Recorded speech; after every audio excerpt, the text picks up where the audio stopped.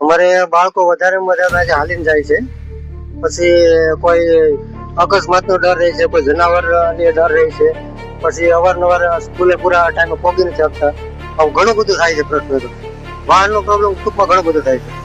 નથી રહેતી, કાયમ રહેતી જ નથી બસની સુવિધા. એટલે બસ તો અહીંયા જે હાઈવે છે તો રોજ પસાર તો થાય જ છે, પણ જે સ્કૂલનો ટાઈમ છે એ સ્કૂલના ટાઈમે નથી મળતી. નહીં અહીંયા નથી. શું કામ તમારે? નાંદરક નાંદરક. આ સામતીર થી નાંદરક કેટલા કિલોમીટર?